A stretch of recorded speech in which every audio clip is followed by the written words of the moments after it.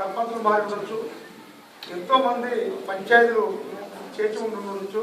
నా తిలోకమలు దాదాపు నాకు తెలిసినప్పటి నుంచి దాదాపు ఇప్పటి వరకు నా తిరుగునాకమల నుంచి కానీ తాతల కాలం నుంచి కానీ తరతరాల నుంచి ఎందరో ఈ పంచాయతీకి ప్రెసిడెంట్ బోర్డు ఇంకా ప్రెసిడెంట్గా చేసినటువంటి వ్యక్తులందరూ కూడా ఎందరో మహనీయులు చేశారు. కానీ శ్రీశైలం పుణ్యక్షేత్రంకి ముఖదారమైనటువంటి సత్తాల గ్రామ పంచాయతీకి గ్రామ పంచాయతీ పరిధిలో ఉన్నటువంటి ఓటర్లకు శుభపరిణామమైనటువంటి దినం వచ్చిందని నేను భావిస్తా ఉన్నాను.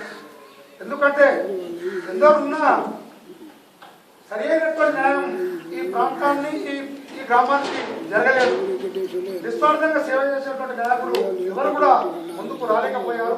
వచ్చినటువంటి వ్యక్తులతో కూడా తమ స్వార్థానికే పనిచేసుకొని పోయినటువంటి వ్యక్తులు తప్ప ప్రజా సమస్యలను పరిగణనలో తీసుకొని ప్రజలకు బాగోగులకు పనిచేద్దామనే ఆలోచన కలిగినటువంటి వ్యక్తులు ఎవరు కూడా రాలేదు.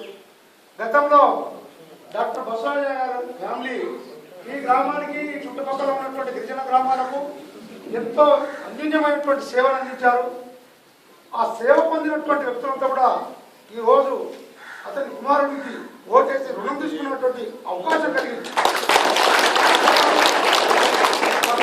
గ్రామ పంచాయతీని ఆదర్శ గ్రామ పంచాయతీగా తీర్చిదిద్దడంలో ఆనిముత్యమైనటువంటి వ్యక్తి మనకు దొరకడం అదే నాకు ఆనందంగా పాష్పాలుస్తా ఉన్నాయి.